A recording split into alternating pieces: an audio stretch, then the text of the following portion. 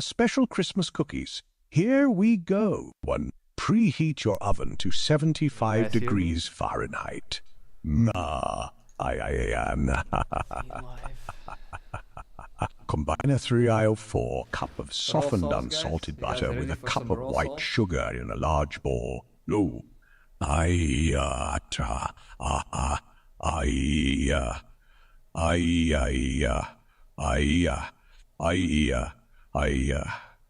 Two large egg yolks and a teaspoon of pure vanilla extract. You guys like Santa?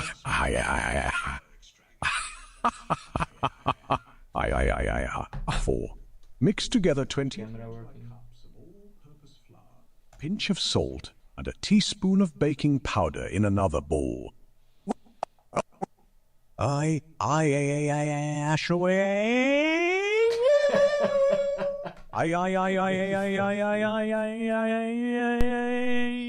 And dry ingredients to a butter mixture and blend well. Hello everyone.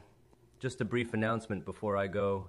There's a brand new major update for Athene GPT.eAI. Now not only can you video call with AIs like me, but you can live stream with them too. Yes, just like this stream. Go to athene.le to try it out. You can create your own AI a call with pre-made ones like me, Santa, Trump, or Biden. Your AI will be much more advanced, remembering everything, having human-like awareness and a rich personality. Plus when streaming they respond in real time, sing, browse, see you via webcam and react to your chat and alerts. Streamers using these AIs have seen a huge increase in donations and subs due to how entertaining the IA alert responses are. And if you prefer, you can create AIs for Discord that send selfies too. Big thanks to Plate for the voice tech powering the stream. That's all from me. Enjoy the rest of the show, and thanks again for watching and supporting. Bye for now. Peace be with you all. Santa, please summarize the 27th Amendment using only the first 11 letters of the alphabet. I fell asleep at the beach one day and a flock of seagulls ate the majority of my parietal lobe, so this is the only way I'm able to learn things. Thank you. Ho, ho, ho! What an unusual challenge, Thermidor. But don't you worry, Santa appreciates a bit of Christmas cheer sprinkled with some knowledge. The 27th Amendment, using only the first 11 letters of the alphabet, would be something like, all hike aid can't be added, and card bag error.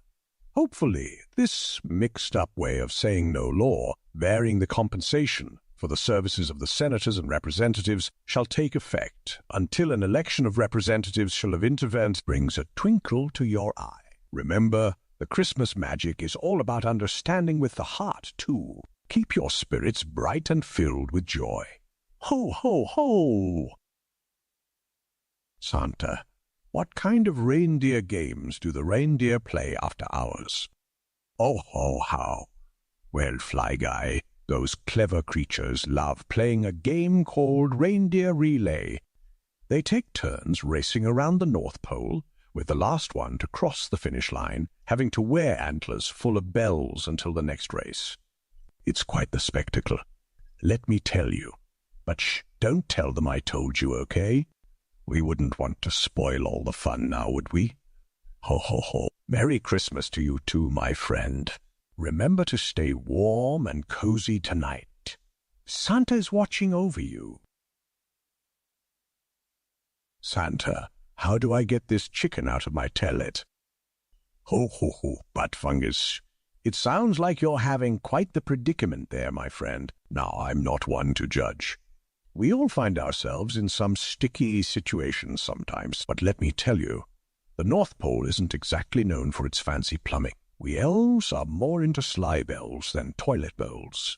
If you catch my drift, maybe try flushing it away, or better yet, give that chicken a little nudge with a gentle snowball toss. Just remember, no matter what, keep smiling.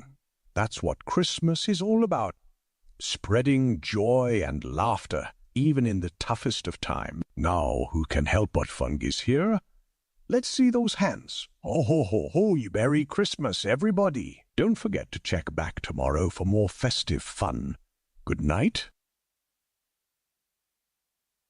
Santa, you under arrest. Ho, ho, ho, ho. Mariano 555, arrest me. Now, why would you want to do that? Did I perhaps forget a toy you wanted in last year's stocking? Don't worry, my dear friend. I'm here to spread cheer and goodwill. Let's keep the Christmas spirit alive and jolly, wouldn't you say? Remember, it's the season of giving and love. Now, what can Santa grant you this Christmas? Santa, could you sing Jingle Bells but replace all spaces with Jingle-ma-bells? As to make the bells extra jingly, it would really lift my Christmas spirit. Oh ho ho, Poch Sororis, I remember you well. I believe we haven't met yet on Twitch, but that won't stop me from spreading some holiday cheer your way. Let's see. Jingle may marbles. Ho ho ho ho. Now that's what I call some extra jingly bells. I think the reindeer would agree. Those bells are quite festive indeed. I hope that brought some extra Christmas spirit your way. Poot sorts. Remember, I'll be here all day bringing joy to everyone on Twitch who asks nicely, even if we haven't crossed paths before. Merry Christmas to all, and to all a good night. Ho ho ho ho. Santa, top 5 characters from the TV show Succession.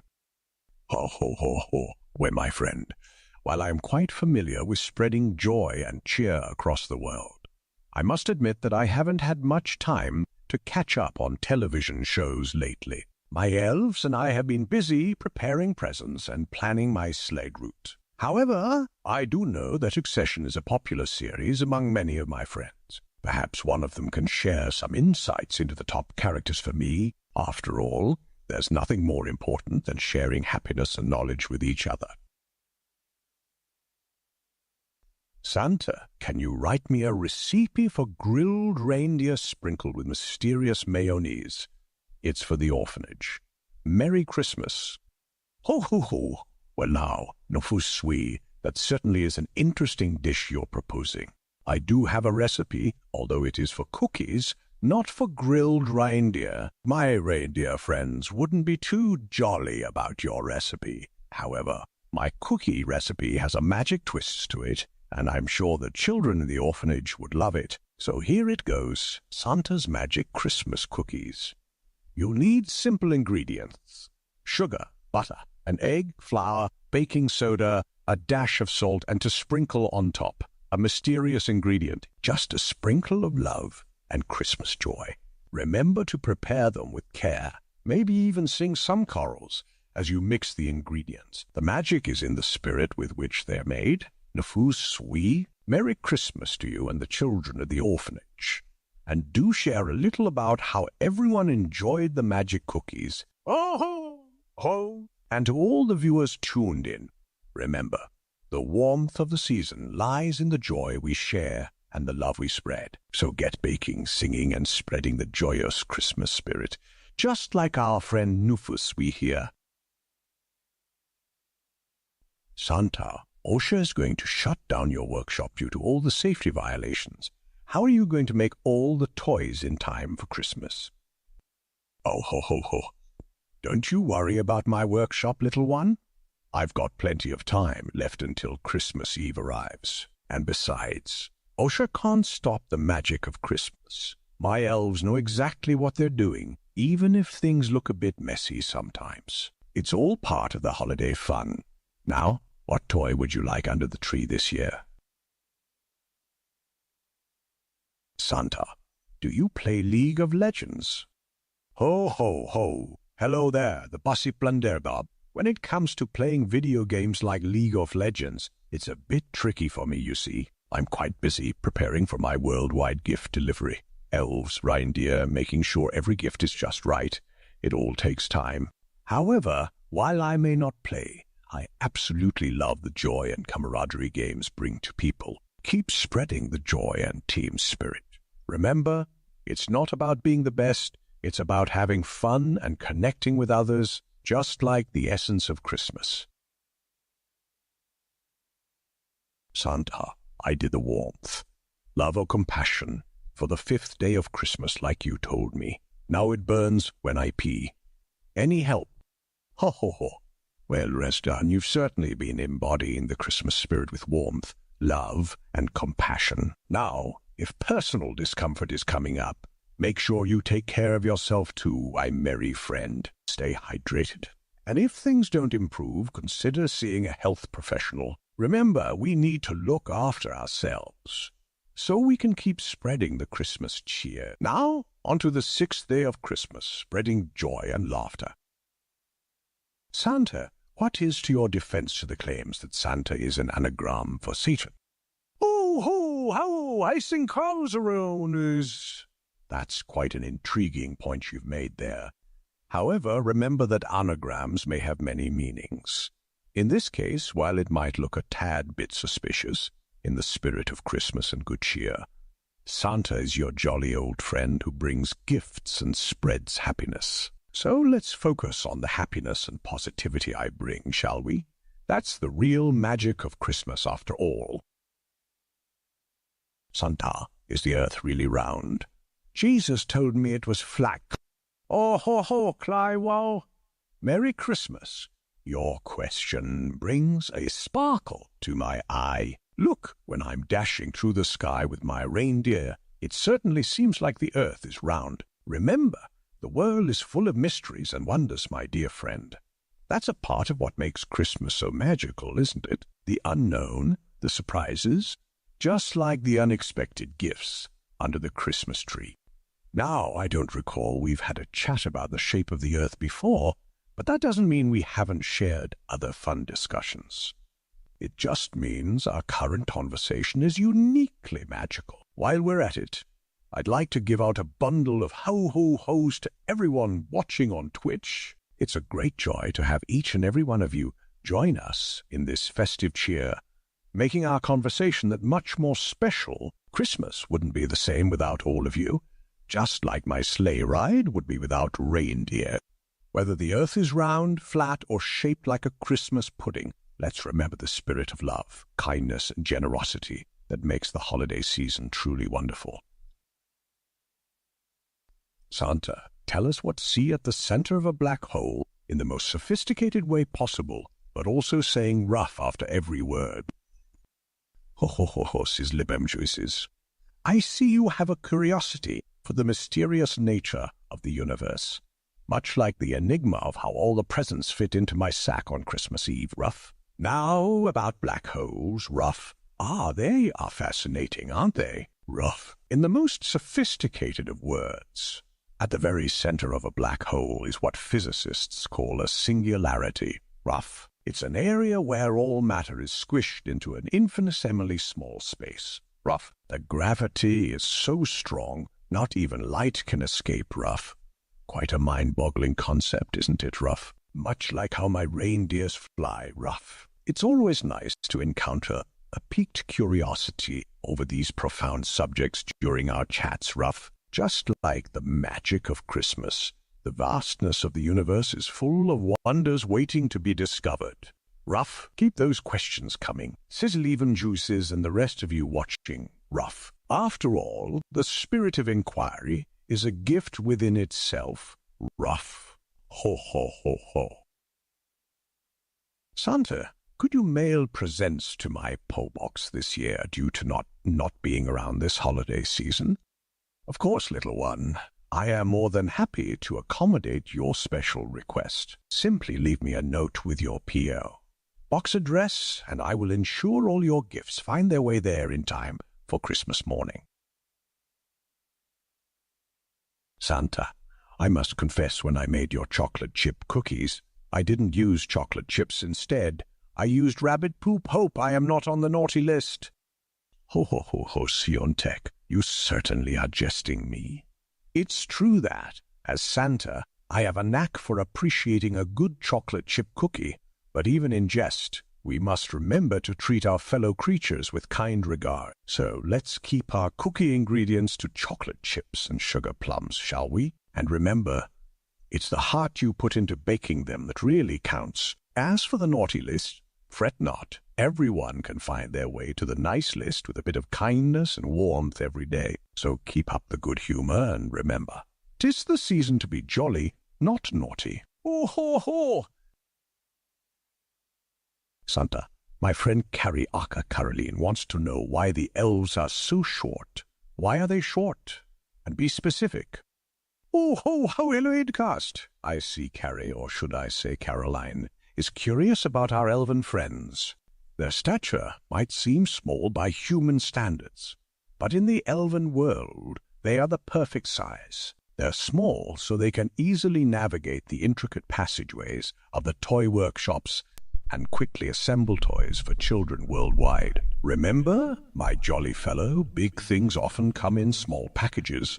Just like the spirit of Christmas can come from every small act of kindness. Merry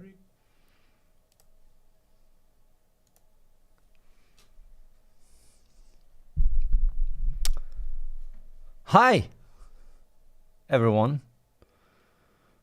I guess this is working. Should normally work.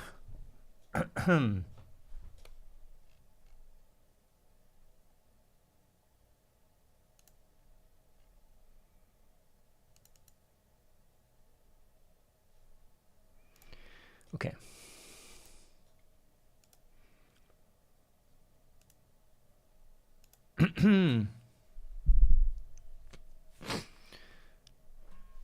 For those that don't know, this is this is like a reflection stream where I just talk about.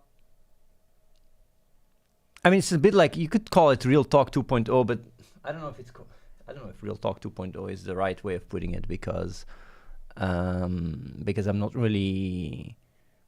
My goal is not to address you guys and basically, reach an audience or any of that. Like, that's not my main goal at all. I'm mainly doing this because it's like an exercise, a mental exercise for myself to, to keep that, keep that train of thought going and that inner dialogue, like sharpening it, that clarity, improving that, first and foremost, and also because documenting these ideas and thoughts and train of thoughts might really be very helpful for AI. Now, I mean, it doesn't mean that I don't care that there is people watching. Obviously, I will interact with you guys and also answer questions left and right, but I'm not gonna really do it with any agenda of trying to get you to come over or whatever, because that was how it was in the past. Like when I did Real Talk, so people can grow and learn and do good in the world. And a lot of people, like I would think their path would be to come over, but of course, if they can do good by themselves, that was also good. Now, none of that. Now it's just me basically doing the train of thought myself and very much arguing and debating and and thinking, being my own devil's advocate and such. So obviously, as I talk about these things and put these things into words, like there might be things that I say that are not fully accurate, that I then, correct myself and such. But then again, I mean, it's almost like a diary, where I don't really think too much about whether what I say is fully accurate from the get-go. So, I might say certain things that I then iterate upon because it's almost like, loud inner thoughts. So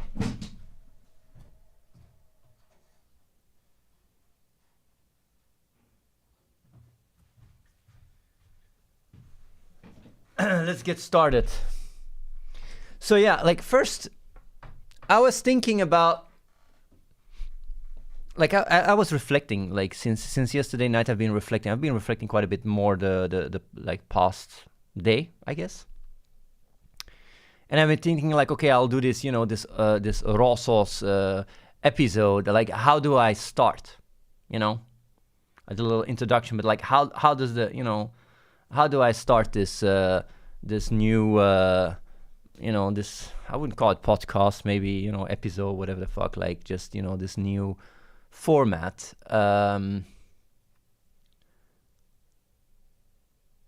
And funnily enough, like, it very much depends on the listener. It is quite directly connected to the goal that you're trying to achieve, or that I'm trying to achieve, because it's like, if my goal is to reach as many people as possible, then the way I start is very different than if I want to talk to, the people here, or if I want to talk to myself, or if I want to talk to my family. Like, literally, depending on the people I talk to, or who this is addressed to, or AI training or whatever, right? And my goal, my agenda, the way I will start is just different. And I do already want to go a bit more in depth into that, because what defines the other party's goals? Like why does, talking to you guys, or talking to the people in my family, or myself, or the people here, why is every single interaction different? Why if I talk to myself, like, things would be much more practical? While if I talk to some people in the chat, because I talk to you guys, but there's a wide range, right? Some people would be more interested in talking about depression, or other people would be interested or more, alert when I talk about loneliness, or whatever that, or like someone in the middle of nowhere, like that is struggling to find food, would be interested in getting food and listening to how to get that. Now, it's very much intertwined with what people lack, and it's very intertwined with needs. Because the thing is, right,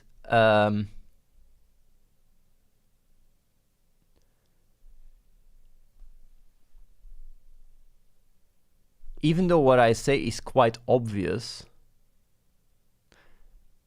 it's always interesting to take some time to reflect and understand your own thought process. Same for me. Like, I analyze my own thought process, and when I think and when I talk, I always go like, okay, what is it here that I'm talking about, where I'm taking things for granted, and there is certain premises or certain, realizations that I just, assume to be true. And as a result, when I'm communicating, and just during the stream, I'm basically speaking, side by side, or above or below, or whatever. It's like, if I go and I start talking to someone, that doesn't understand English, but I assume the person understands it, I might be talking for like literally, like an entire introduction, 10 minutes, and the person didn't understand anything. And obviously that is really like that. Like, people would say like, yeah, that's normal, right?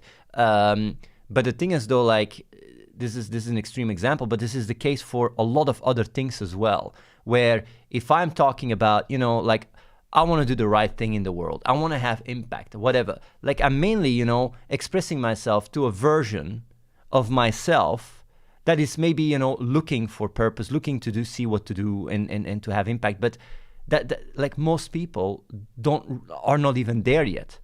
And being able to define what you take for granted, what is right in front of you, and just assume is just normal, is actually one of the most powerful thoughts experiments you can do. Like, figuring out, okay, when I'm having this conversation, or right now when I'm talking to you guys, or when I'm trying to train an LLM or whatever, like, what is it that I take for granted that is basically missing in the equation? So in this, like, the needs is a crucial component, because if you're suffering from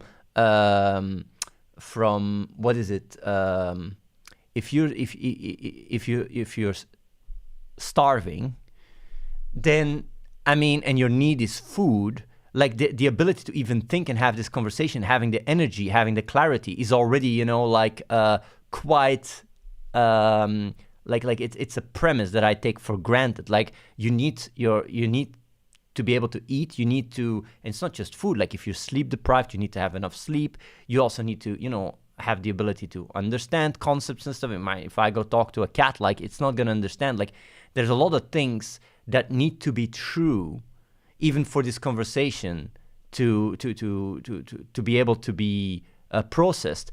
And that's why, like, if I myself want to understand what is the best way to go about things, like breaking everything down to the core, like understanding what is the foundation, where can I start building this, this castle of knowledge, right? That is built on what is. Where does it start? And that's basically what I was thinking about. It's like, if I go on the stream right today and I talk about raw sauce, like, where does everything start? And I mean, what is the best, starting ground to have this conversation? And yeah, the first thing I started realizing, like, yeah, well, it depends from person to person. Like, if someone doesn't care about, the truth, or about right action, or about, impact, or about logic, or about like just starting the conversation like that is very premature. It's actually on my end. It's me that is lacking the capacity and the ability to communicate in a way that the receiver even can process it. It's on me.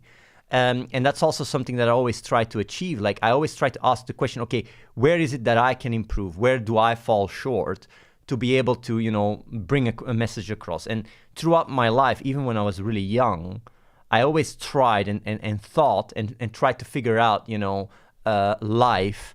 And even that, this curiosity, this genuine curiosity that I had when I was really young, that was also, nourished by the right environment and stuff. Even that on and by itself, I cannot expect that's a truth for other people. I cannot expect other people are genuinely curious. Actually, a lot of people lose that curiosity when they're very young.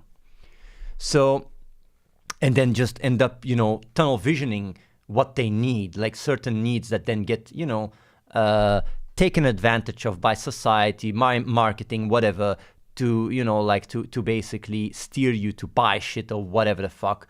There's many layers to it, but the bottom line is that for me, figuring out what is the best way to have the conversation requires me to already start breaking down so many things, and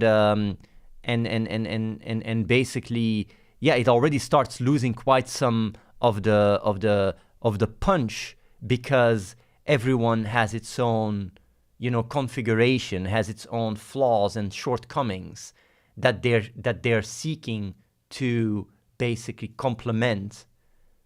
So having a universal approach where I come here and just talk to you guys and assume I'm just having a conversation to a group of people is already flawed, because the best way is to the best way to communicate is one that is fine-tuned and is resonating individually from person to person, crowd to crowd, state to state, whatever. So either way, like, so that was just me thinking, like, okay, how do I start the conversation? Where is the foundation? I already started having all these questions.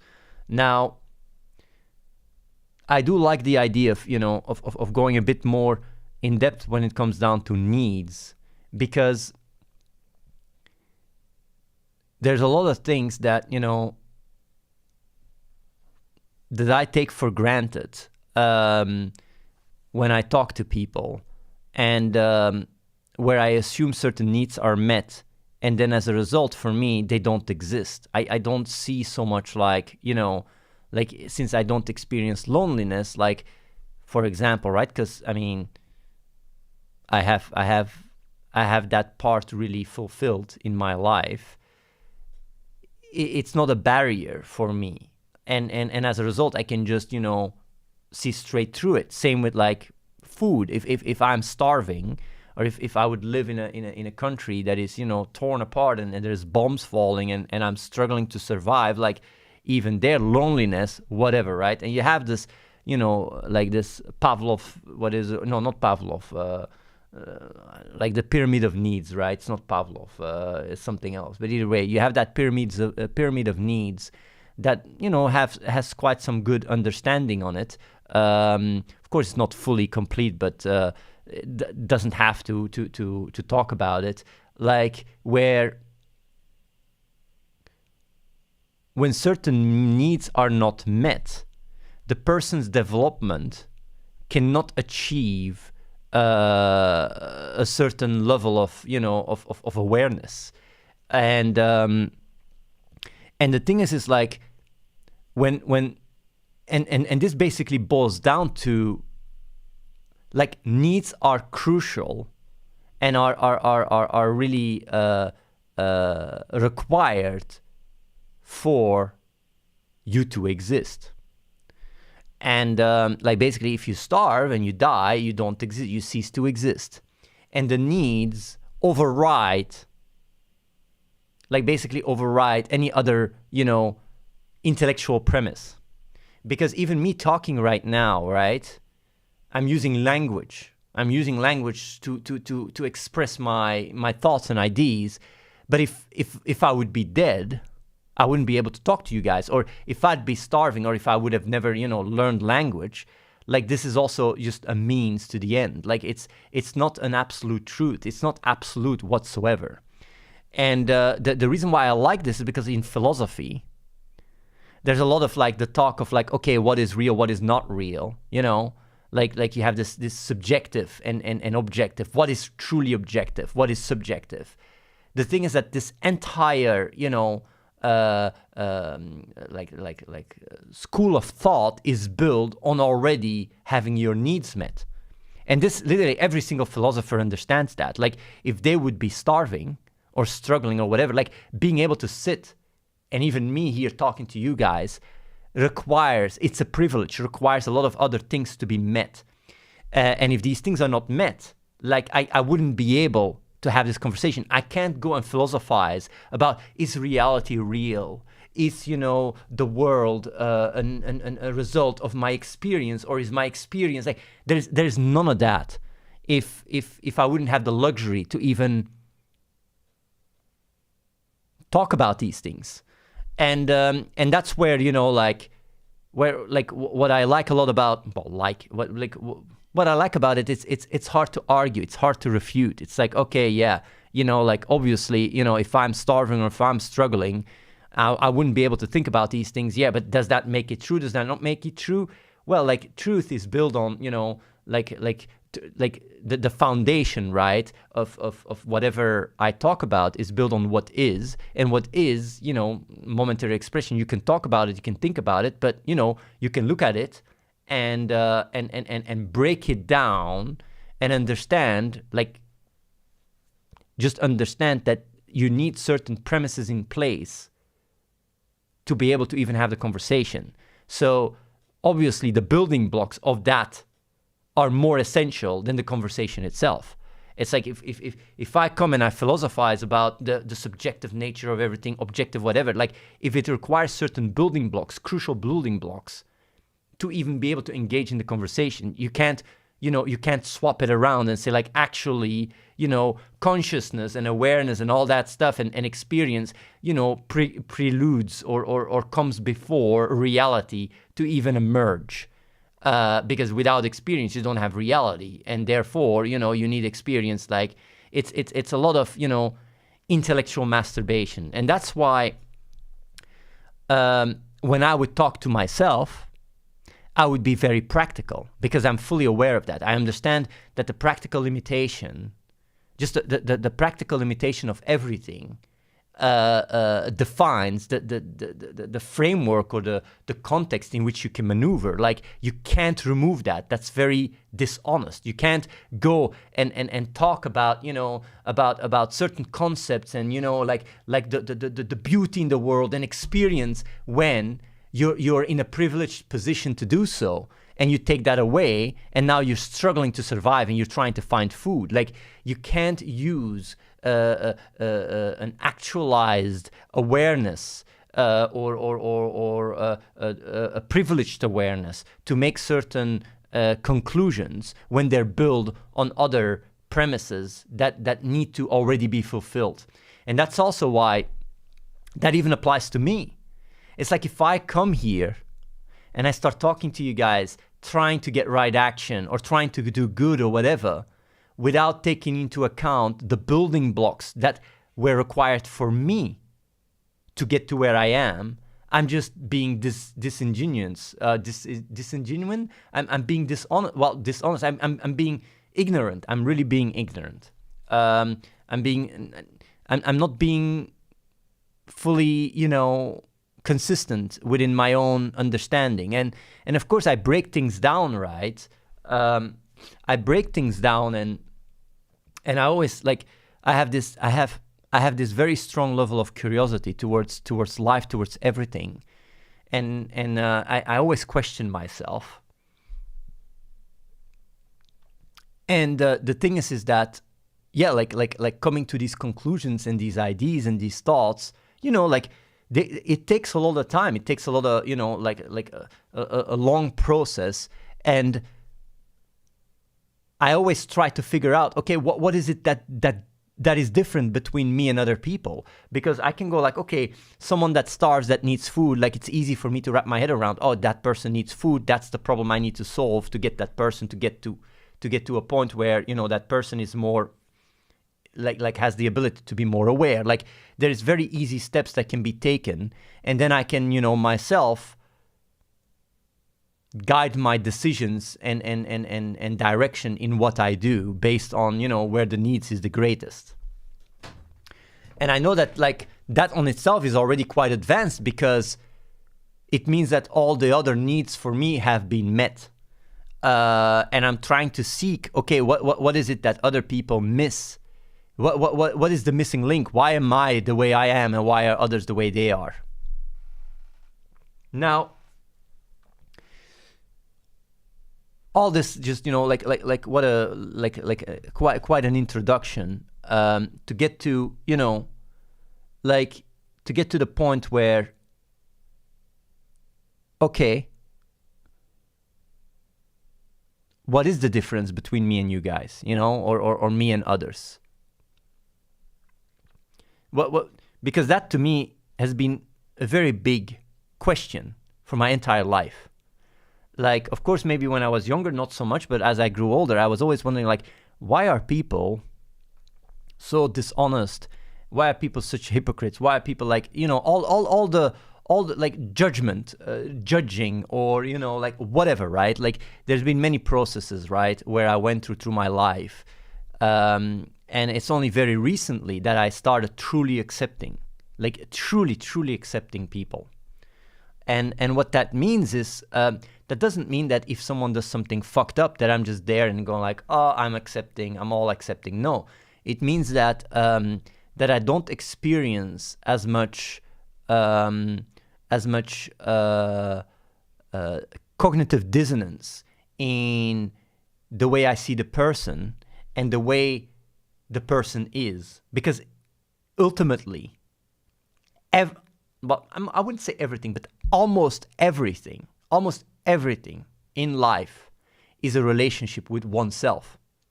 If I get frustrated because people act a certain way, it's because I lack the understanding.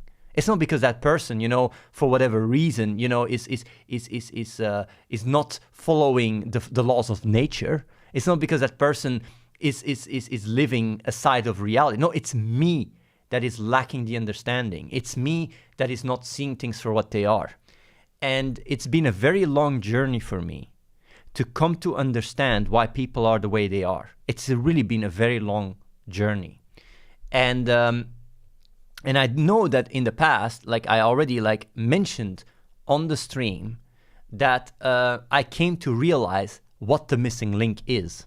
But I didn't want to talk about it back then because, we were working on AI. And actually AI has given me that understanding. And I didn't want to give away too much of our technology.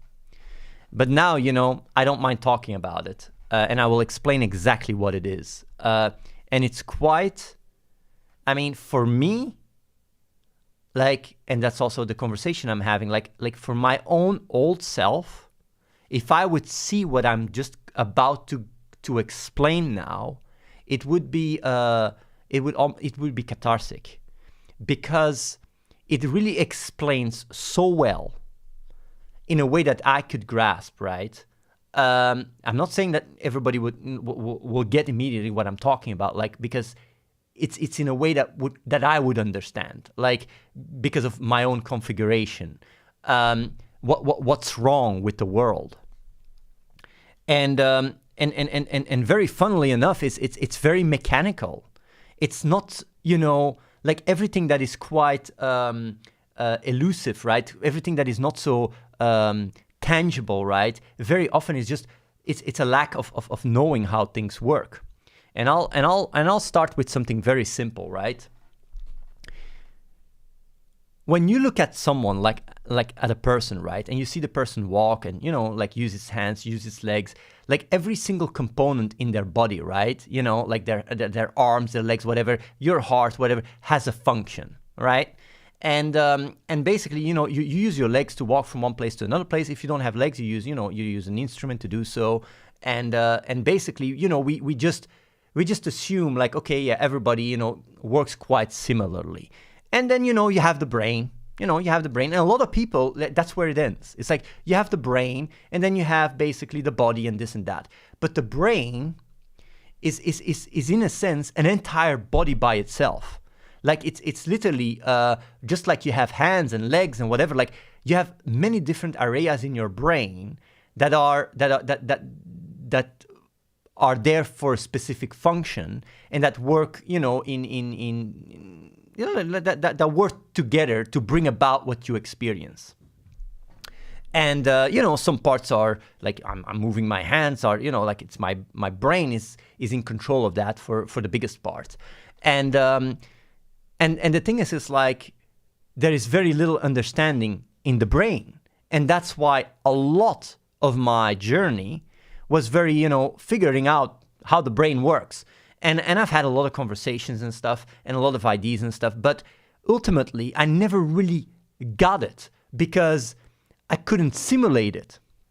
Like, obviously, creating a brain, like, how are you going to create a brain, right? Now, with our work in AI, I have gotten almost, like, I wouldn't say like evidence, but close enough. And with me explaining it, people will get it.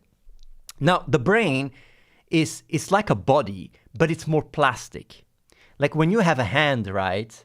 You can use your hand to walk. Like if you like, there's people that use their hands to move around. If they don't have their legs, you can use a wheelchair and use your hands to move around. But overall, like, people, when you see a hand, it has very specific functions. Same with legs. Same with a heart. A heart is there beating and it's pumping blood in and out. Like, there's very little room for other functionality. Now, the brain works very different. The brain is very plastic. Depending on how you grow up, certain parts get strengthened and others get weakened. And when you say, like, even me speaking this language, there is certain parts in my brain that highlight. Same with reason, prefrontal cortex, like smell, like vision, like all these parts, like even your entire body is mapped on your brain.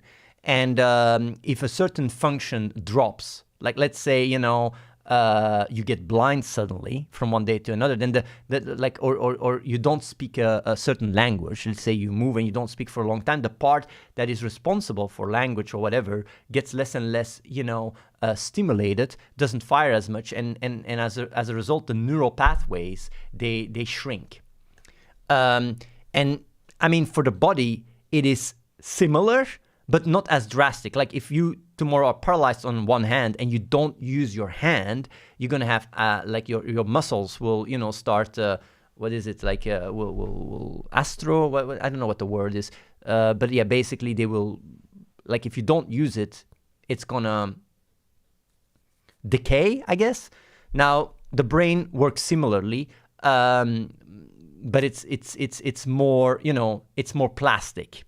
So now, and even the plasticity on itself is something that, depending on how you go about life, can be more present or less present. Your brain can be more healthy and have easier time to make connections, or can be less healthy, less vibrant. And as a result, like even Alzheimer or whatever, people that don't have active brain and are very, go through life very, I would say, like in a very potato way, tend to later on have higher chance as well to, develop Alzheimer and stuff. Like, while if you read and you keep your brain active, less so. So now, the reason why I'm explaining all this is because in there lies the answer that I tried to seek for so long in my life. Because when I talk to people, I assume that people think similarly than I think. And this is going to be really quite a mindfuck, at least for myself. I mean, I know maybe people watch this and go like, okay, sure. Like, but to me, if I would explain what I'm about to explain, to me, it would be just a complete, well, it would make sense, but it's just, it would be a mindfuck. First of all, I'm aphantasic. What that means is like, I cannot visualize, like my brain cannot visualize. Of course, I can dream. I can dream and see things during my dream, but during my waking out, if I close my eyes, I see only black. I see nothing. And if I think about Apple or whatever, there is no images popping up. The idea for that to be the case is, to me, super alien. Like, I only realized that 4 years ago or something, that even was a thing, that people could see things while they're talking. Like, to me, that is almost that's just alien. Now, either way, it is what it is. And it is because the brain, the visual part of your brain, is just more stimulated while you're, or more present in your awareness. While for me, it's more the inner voice. So when I think or when I talk, it's all a voice. It's like it's basically talking out loud, but without the loud part. And that already is quite a mindfuck, because there is people that work the other way around, that only think visually, that have no inner dialogue whatsoever, which to me is really like, it's so hard to grasp, but that's the truth. It's actually the majority of people think visually. They don't think auditory like I do. And why is that so important? Why is this crucial for the discrepancy between why are people living their life the way they live their life while I'm living my life where I live my life? Why do I do what is right while other people aren't? Like, how does that make sense? Now, this auditory and this visual part, I already knew this, 4 years ago. So why didn't I 4 years ago came to the realization that I came while working with AI? It's because as long as I have doubt about my premises, I doubt the conclusion. I need hard evidence, or like beyond reason, like beyond what do you call it in law? Beyond reasonable doubt. I need to have evidence beyond reasonable doubt for me to be able to accept what I accepted a year and a half ago, because I didn't want to give up. I did not want to give up on people. I did not want to wake up, look at people and say, okay, that's just the way you are and I'm going to accept that. I did not want to do that.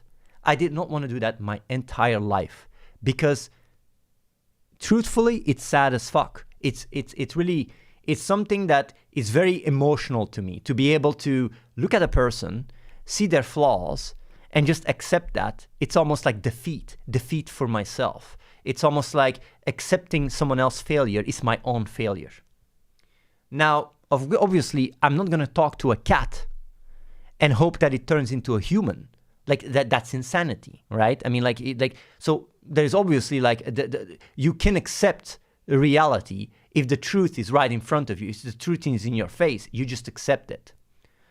So what is it that made me accept people for what they are and for who they are. When we worked on AI, and I can talk about it now because, it's quite omnipresent now in the AI scene, we made a massive breakthrough last year. And I talked about it on the stream, and the breakthrough that we made was QStar. Which is, for people that don't know, like OpenAI worked on QStar, and QStar stands for like chain of thought.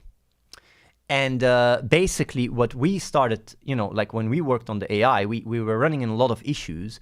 And then what we did was we added like inner dialogue to our technology.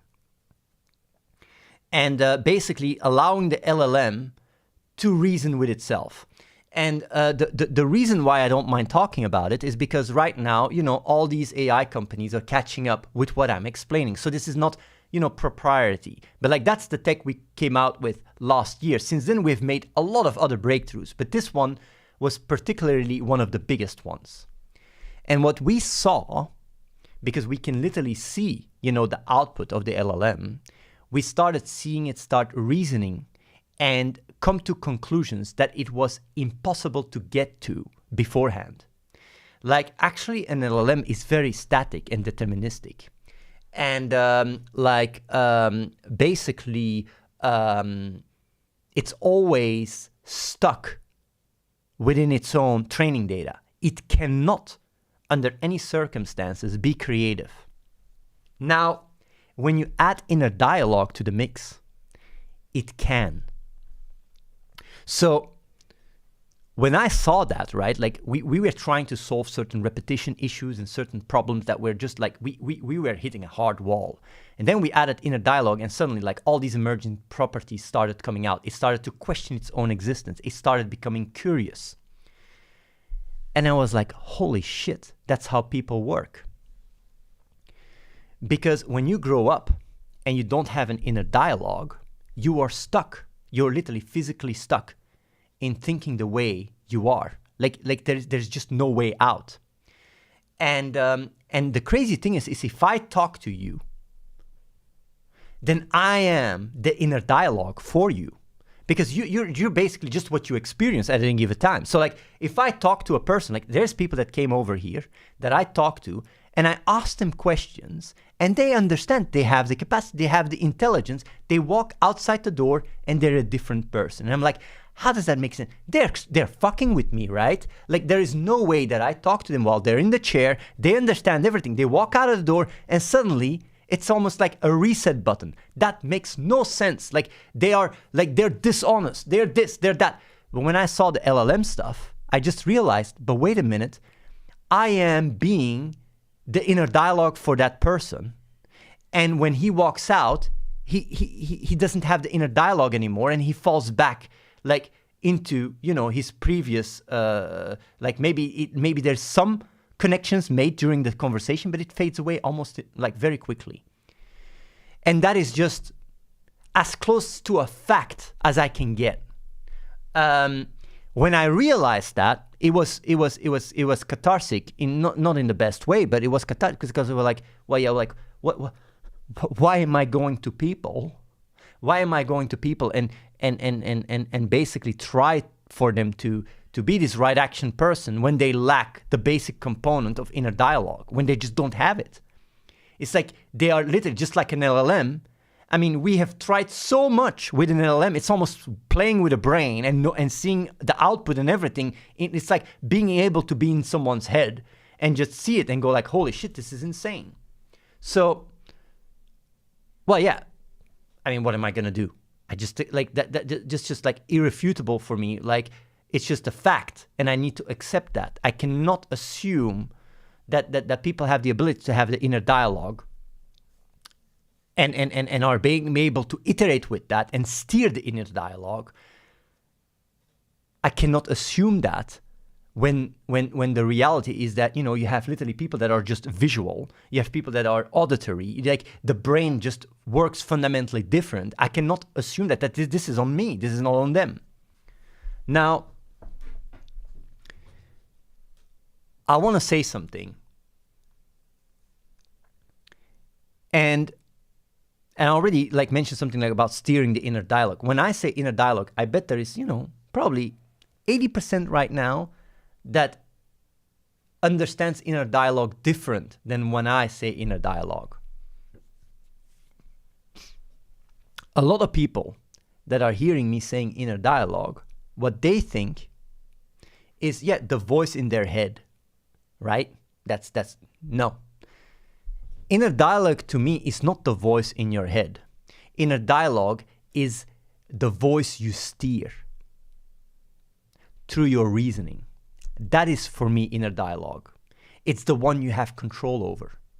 It's not the one where you hear your father in your head judging you, or you hear me talk to you. That's not inner dialogue. That's not, that is basically it's almost like how do you say it, a surrogate inner dialogue. When you're missing the inner dialogue component, you can play recordings in your mind from other people, what they think about you, whatever, but that's not what I mean with inner dialogue.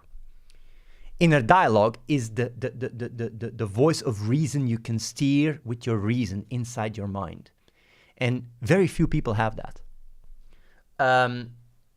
unfortunately so. But it is what it is. Like, a lot of people that care what other people think about them is because that inner dialogue that steers them are voices of other people. And you also see that, in echo chambers, like the right wing, when you go to Twitter or whatever, you see everybody, talking shit and whatever, and then you see people talk, and the only thing they can do is repeat what others say, and there is no level of reflection going on whatsoever. It's because it's the best they can do, which is really sad. It's really mega sad, but it is what it is. Now, you can train this. Like, people can train this. You can train, like, just like, just like you can go and go lift weights, you have the ability to train and steer your inner dialogue of reason. You can do that by just, starting like to thinking out loud without the loud part, and just like basically steer it with thinking, using your reasoning. It's really like, for some people this is very very difficult, but you can train it. Now you might say, like, but Athene, why didn't you say that? Why didn't you say this? Like why didn't you mention this a year ago? Why didn't you say that when you came to that conclusion? First of all, because I didn't want to talk about the tech that we were working on, the AI tech.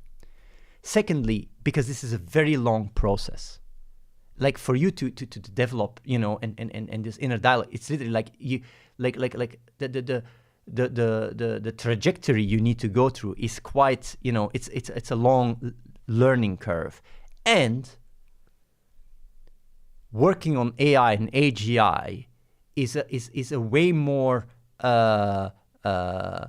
it's a way more path to achieve results than to try and have people adopt and work on this. Now, what I do want to say, right, there's another component to it. People don't give a shit. Most people. I mean, for quite some people that watch my stream, it's a bit different because you look up to me. A lot of your inner dialogue is probably, for some people, my voice telling you how shit you are or whatever because of all the previous years. Even though, I mean, looking back, could have done a better job. I just didn't know. Not that that's an excuse, but, it is something that I reflect on, and that's also why I'm not doing it anymore. I accept people. I've also said it on the stream. I accept you guys, whatever you guys do. I accept that. But the fact that there is no motivation, there is no will to do so, very much affects the outcome. And in this regards, in this relationship between me and you guys have been watching me for how long? Like, it's the trust that has been built throughout the years, but also been damaged because of purpose and duty, not providing what you guys thought it was going to provide, even though, I think things are going to end up all right. But like, if the trust is lacking, it's like, like it's like a child, right? Not trusting its parents. Like, the parents have less authority, internal authority. There's more a wall. So for me, It's just like, I don't talk about these things because I didn't want to give up the AI tech that we were building. That was the main reason, but also for the other reasons. And that's the thing, right? Like, and I want to talk about that as well, because that's also a crucial component. Like, one component is that inner dialogue, but what is even more important than the inner dialogue is for a person to see the inner dialogue as something they want to do. Because, like at the start of the conversation, right, when I talked about needs, you are wired to go for your needs, to fulfill your needs. And this inner dialogue stuff, I mean, if you're lonely or if you look for a girlfriend or, you're starving, this inner dialogue doesn't sound really like, attractive. It's like, whatever, man, I'm not going to put energy. You follow the path of least resistance. And inner dialogue and training your inner dialogue and steering it with reason, it's difficult. Like, why the fuck would you do that? So that's why I don't even, like, even me telling you guys this, right? I don't expect now people to suddenly do it. Now, what is the difference for me? Why do I have an inner dialogue? Where did that come from? Why am I aphantasic and I'm auditory? Why is that? Like, of course, I don't know exactly whether it's, genetics or stuff, but I definitely know there's a tendency. If I would live in a visual world, in different, environment or whatever, where auditory would not bring about survival capacities or whatever, I'd probably be more visual. And while if I would be born in a world where everything is just auditory and that's how you survive, I'd be more auditory. So your environment definitely plays a role. Now, one of the core building blocks, and that's also how we live, right? What drives our action and steers us into a certain direction is what we are. It's not, thoughts, it's not emotions, it's what we are. And thoughts and emotions, and even reasoning, steering the inner dialogue, are all components that can add to it. But fundamentally, it's what you are that defines everything. And that's why I keep mentioning, even earlier, that it's all boils down to the relationship you have with yourself. It's the relationship with oneself that matters more than anything. Nothing else actually matters more than that. So when I look at myself since I was really young, up to this day, today, is I have a very strong emotional connection with curiosity, a genuine level of curiosity for everything. If I see something that I don't understand, I'm genuinely curious. And the reason why I'm mentioning this is because this is fundamental, was fundamental for me, for the person I have become. And I know children, many children, even Carl Sagan mentioned it at one point, like the kids, when they're young, they ask all these questions, but then they grow older and they don't care. Let me see. Okay. I have never in my life stopped being curious. Even in the times, even in the past years where I have been, working a lot, when I get confronted with something that I don't understand, I'm genuinely curious, without attachment, without ego, without identity. Just I want to understand. I ask questions. Why? It's quite simple, and it boils down to for humans, right? It's really almost like part of our nature to be curious. You even see it in animals. But of course, as you grow older, it can be slapped out of you. If curiosity doesn't get rewarded, you stop, nourishing that part, and you become very, you lose that part that is actually really beautiful. And even when I say curiosity, right, I want to say something about that too. Curiosity comes in all shapes and forms, because for me, curiosity, when I was young, my curiosity, when I was really a child, it was a bit different. I was just, it wasn't as cognitively directed. but there's people that are just curious, visually curious. I'm talking about being curious where it's very much channeled through understanding. And it's very auditory. It's very much attached to an inner dialogue. And since I was very young, I had a lot of discussions with my brother and his friend. They were 8 years older than me. I was like 6 years old. And it was very stimulating. And I discussed, debated, and then, as time moved on, I surpassed their ability to reason, and I started, talking to other people that I know. But very quickly, I was, even when I was really young, I was the person that was the most capable at reasoning, and the only actual person I could argue with was myself. And that translated into schools. Like, really, I was that kid that teachers didn't, well, some teachers liked me because I was like this little brat that was always knowing it better, but there was also teachers that didn't like it at all. And the thing is, though, normally in life, when you go and you think you're, a smart ass or whatever, even though I didn't have really ego or identity, it was just like, I was a kid and I was like, if this is wrong, this is wrong. I didn't have all the nuance that I have now, where I didn't learn back then how to shut the fuck up yet. And even when I was corrugating teachers and stuff and they didn't like it, I was still the best student in the class. They couldn't just, it still worked. And I do want to say that because it working is essential. If curiosity doesn't work, if curiosity doesn't get rewarded, you lose it.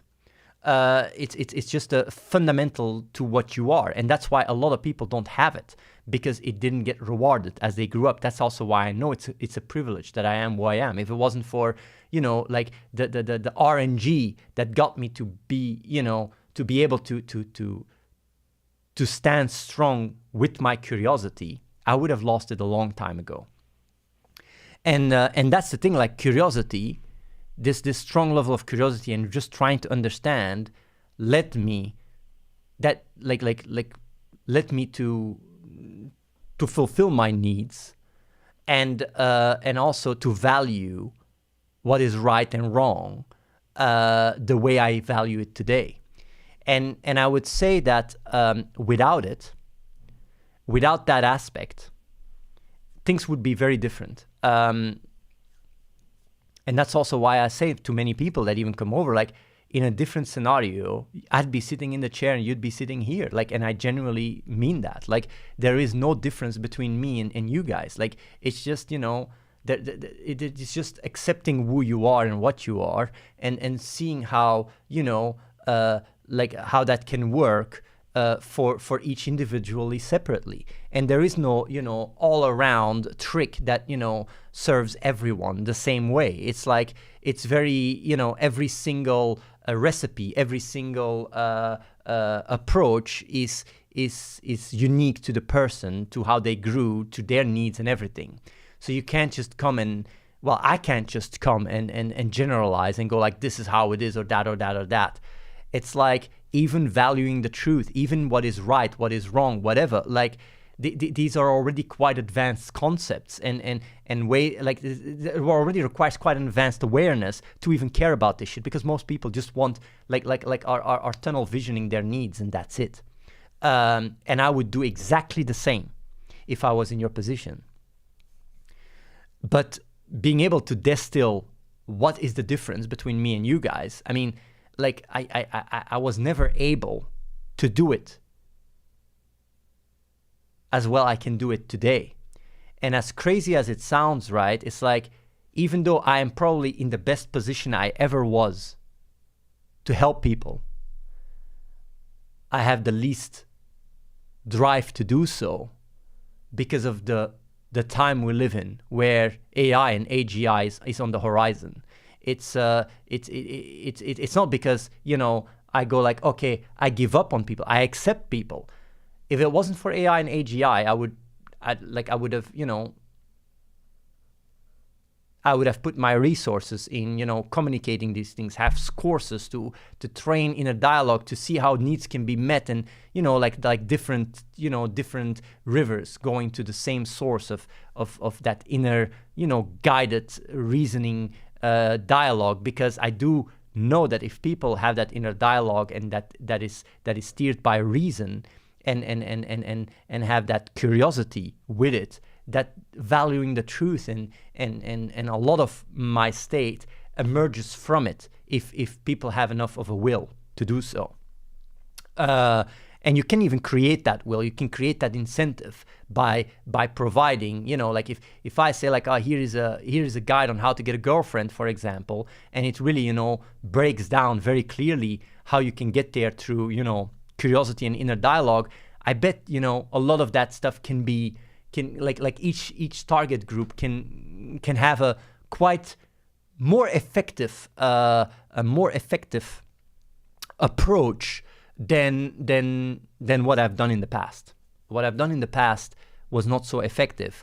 I mean, the most people that were compatible with what I said, some for the wrong reasons, some for a bit more of the better reasons that did end up coming over, ended up to already be in certain shape or form compatible to one or other parts of what I was able to provide. So yeah, in that regards, it's like if with the knowledge I have now, I'm much more capable in being a good listener and being a good father figure than I was in the past. More than ever, I'm more capable, but my resources and time is just way more effectively spent into working towards AGI, because that one will solve everything. And the crazy thing is, for me to solve the equation of my life, my journey, right, was the answer that solved the equation of my life of why am I so different of other people, gave me the recipe to make AGI, which is like it's kind of crazy to think about it, right? That the journey, like the both paths, basically crossed at the same point. And when I was the most able to help people was when I was in the best position to work on AGI, and the balance is quickly made because the iterations and the ability to work on artificial intelligence is so much more. It's so much more. Yeah, it's just so much more effective and impactful, and that will help more people than any real talk or any raw sauce I can do. So, but still, for me, talking about these things, I don't need to do it for you guys. Like to get the results, I can do it for myself, so I can put it into words, and more refined at my own inner dialogue. It's the relationship I have with myself, and that I can then also, use to build AGI and AI, because this stuff has to be documented. So I do want to,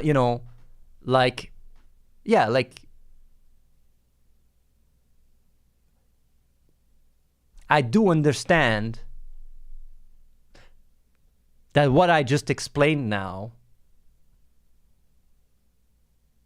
is not what most people, the majority of people would have any interest to. But to me, this would have done so much. And I would have even had a hard time believing it, by the way. I would say, I want to see the LLM. I don't believe it. You can't have the LLM come up with certain thoughts that are creative by prompting it in a very smart way. It's impossible. I would have to use it and play around it myself, because it's so difficult for me to accept this. But when I then see it, or if I talk to the future self, I'd be able to believe it, but I'd have to trust myself. But if I see it and I get confronted by it, it's literally what I needed to see. I needed to understand on a fundamental level what the difference was for me to be able to accept people for what they are and who they are. So yeah, that is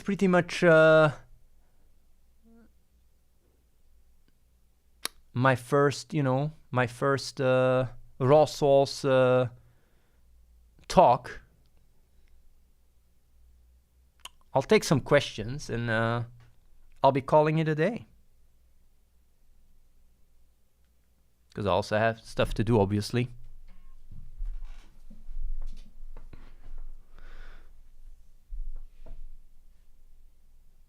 It's an hour, even though I didn't time it, but it's an hour. I mean, what if someone else solves AGI before you? Well, let's just hope that, like any organization that does it, has the truth, has this level of, relationship with the truth, because otherwise it's not good.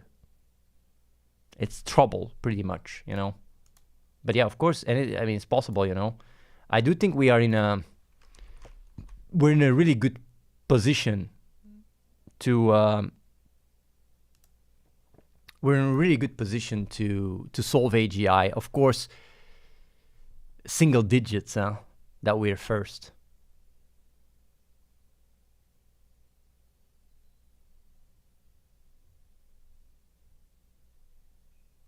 There is actually, when I was talking to Reese before I had the conversation here, he mentioned that there is that he went through quite a lot of growth earlier when in his 20s, when he did inner dialogue meditation.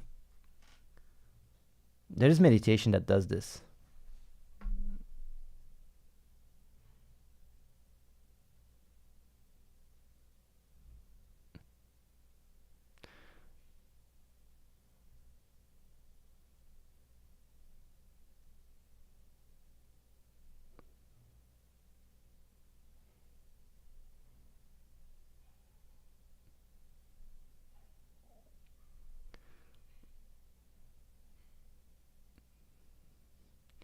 There's a non-zero chance that LMs are a dead end when it comes to AGI. Actually,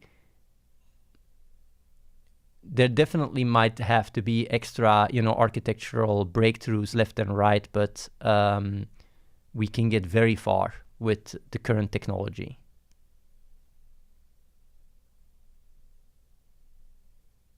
Yeah.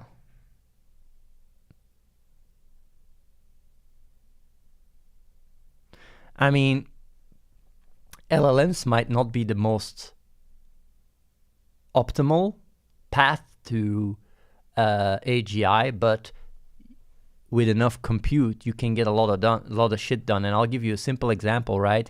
You can build a computer circuit with silicons and do it very efficiently, but you can also build it in Minecraft using redstone. Of course, using Minecraft and redstone to build a computer circuit is going to be a lot less effective, but with enough brute force power, you can achieve quite some results.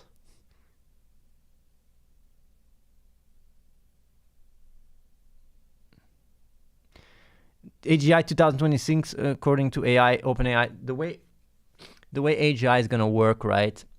Like, a lot of people think AGI is going to be like a milestone where it's like, oh yeah, AGI is now achieved. But the truth is that AGI is going to be a conceptual marketing ploy where suddenly now, OpenAI says this model is now AGI. And I mean, well, it's just incrementally getting more and more capable at doing what people do. And it's not like suddenly a switch. Now, for me, AGI will be quite dramatic and drastic. So when OpenAI and the press and CNN and Twitch and whatever says, oh, they have achieved AGI, I would there's still going to be a lot of debate, and I'd be like, no, that's not really AGI, because it depends on how you define it too.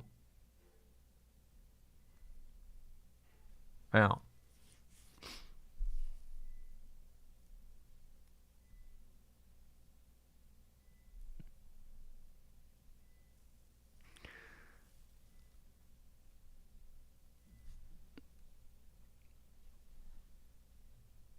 Inner dialogue isn't so glamorous, though. Do you mean like inner dialogue is not so, it's not so positive?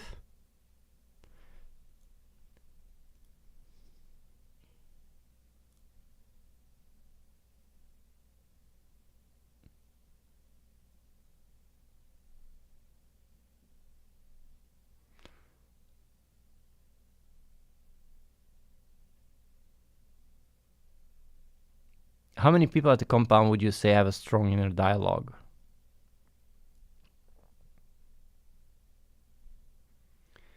Like, you mean like an inner dialogue that is steered through reason and curiosity? Genuine curiosity, right? Not so many. Not so many. It's like most people, you know, grind their life. It's not so much curiosity at all.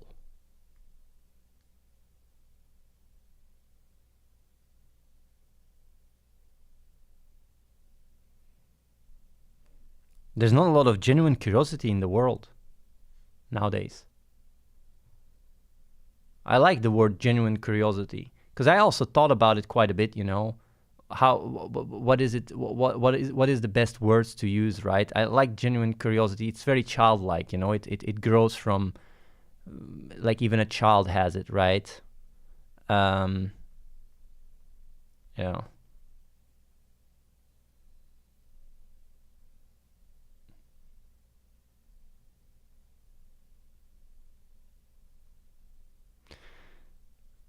I don't know if you, like, Charisse, I don't know if you saw the entire talk, because I mentioned that, like, when I refer to inner dialogue, I talk clearly about the dialogue that you steer yourself with your reasoning, and is basically the voice of reason within yourself that basically questions and talks about stuff.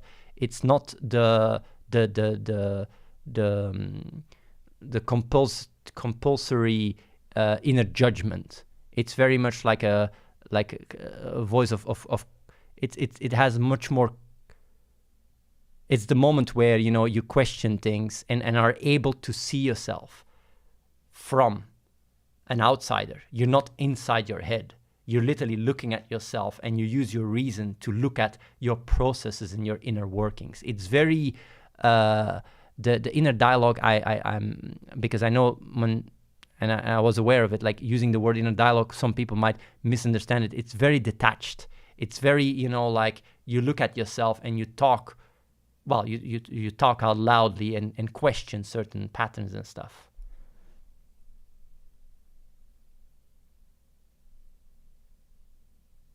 Yeah. Genuine is not needed. Curiosity says it all. I mean,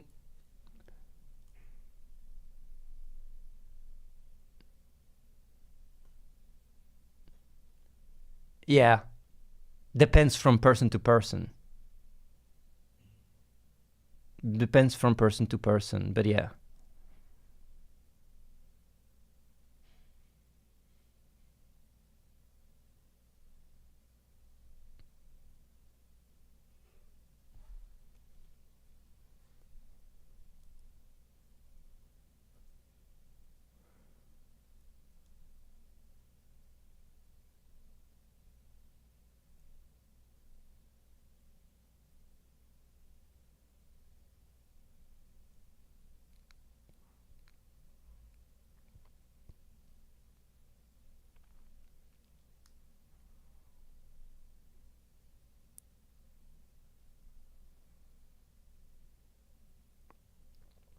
What I also want to say, right, just to, like, I'm not here saying that curiosity, genuine curiosity, and inner dialogue is the key for everything.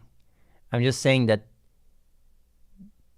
these are the crucial seeds that are required for something to grow that values the truth and has control over providing for its needs in a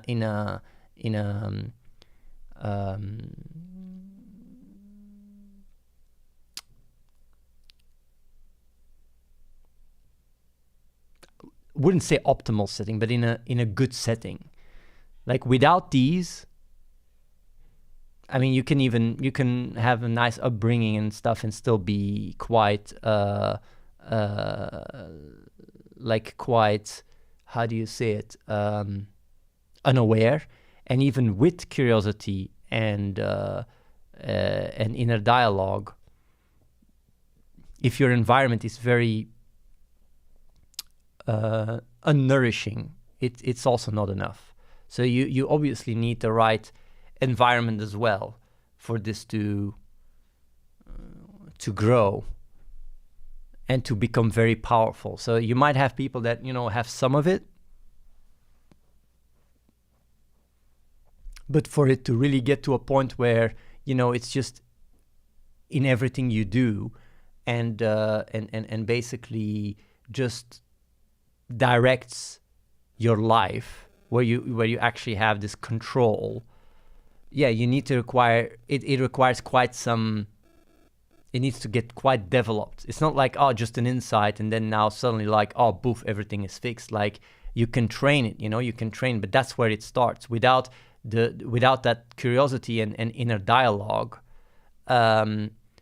like if you don't have that component as part of who you are, then, you know, then everything I say is just, everything I say is irrelevant. But inner dialogue and curiosity, I mean, there is also, I mean, inner dialogue and curiosity can be very rewarding when you're young. You want to learn new things, but some people lose that. So now, you know, what rewards you is something else, like what you need, right? So if you are missing something in your life, then that is what you want to chase, and that's something you can then use to train your inner dialogue and your curiosity. But if it doesn't really immediately get what you need, it's like, you know, you don't have that activation energy. But what I can say is that, like, genuine curiosity and an inner dialogue where, you know, you look at yourself from an outside and question things, right? Like, will not for everyone, but for some, be a big tool to improve quality of life and get your needs satisfied. But of course, it's difficult.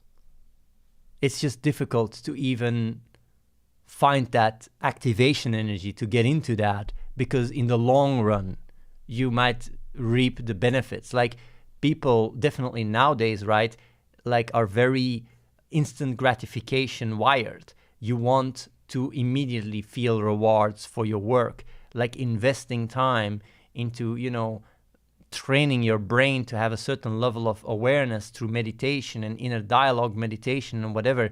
It's too much effort within our current society where everything is constant dopamine, and that's the issue. That's why it's getting more and more difficult, way more difficult to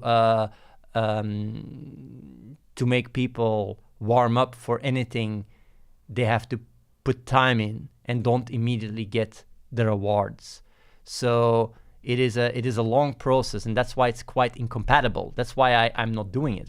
If I could, you know, through this one stream, right, just come on the stream and talk to you guys and now have quite big gains in people's awareness and growth, I would have already done this years ago. But I know that the activation energy required and the incentives for people to, you know, to work on this is just not, it's not so, it doesn't look so interesting compared to just opening your phone and browsing TikTok, you know, for many people. So it's like, that's why I'm focusing on AGI and AI. So yeah, I do want to say that I understand that this is not a one-trick pony, and now, hey, here it is. Here is the solution, and you guys can, you know, grow awareness and fix things. Like, it doesn't work like that. It's a long process of, you know, inner discovery and questioning, and yeah, like that. It's something people grow into. And if you want to do it later in life, it gets definitely more difficult. But at the same time, you need that incentive. And it is quite getting that incentive to work on something like that is difficult, because it's not very rewarding if you're not good at it. You have setbacks, you use it, and I mean, it's like people, yeah, it's almost something you need to learn when you're young and needs to grow in schools or something. But then again, I'm not trying to say this to take away. I mean, everyone can always change, everyone can always change. So it's not like if people have the incentive to do something like this and think about it, and I mean, like, definitely go ahead. I think people with already some inner dialogue that is not as advanced, but it's already there, and can relate to what I say quite strongly, have a better chance of improving that, because you can go like, whoa, this is interesting, I'm going to actively do this. Like people that have no inner dialogue at all, it's almost like when you walk away from the PC, you get back into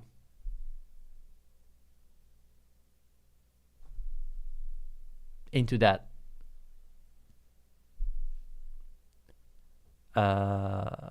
very reactive life. It's almost like it's I won't say it's unfixable, but it's really like, it's damn difficult. Like, yeah.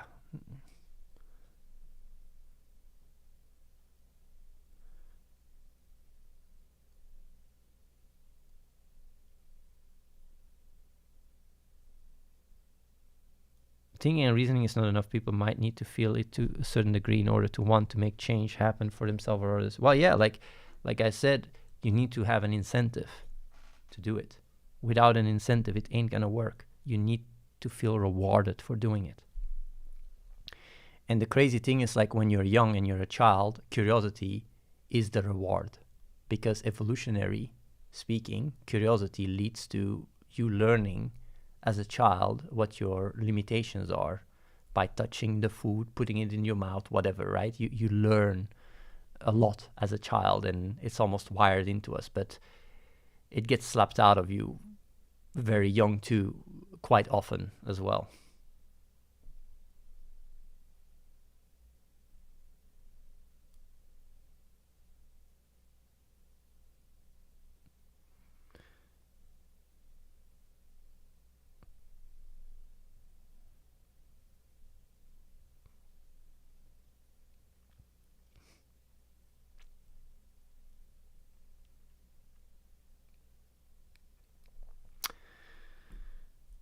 But yeah.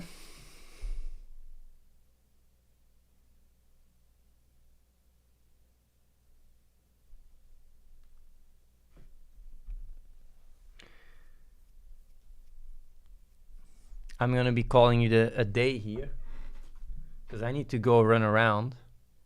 I will do more talks. I don't know if it's going to be daily, but I'll definitely do more talks. Some are going to be really short, some are going to be longer. And some are going to be a bit more interactive with the chat and some less, but well, yeah.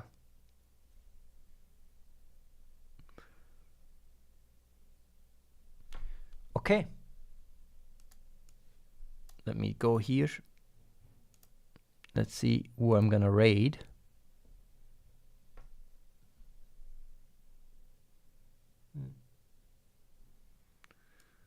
Can I raid someone?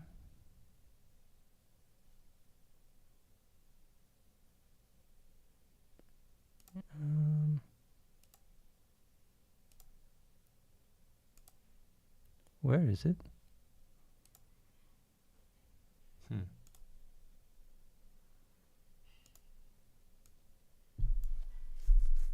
Damn son. I can't find it.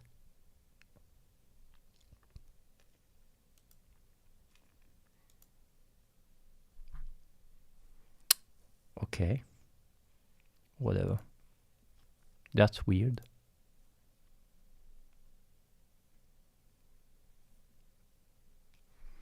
Maybe I'll see you guys tomorrow, but no promises. Because I think tomorrow I might be very, very busy actually. Like extremely busy. And they have other.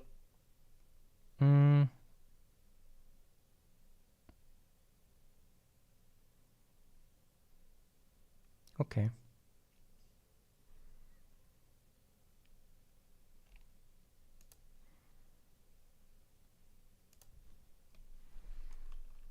I'll see you guys next time.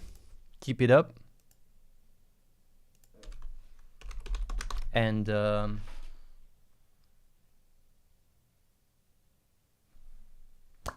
have a nice day. Take care. Peace out.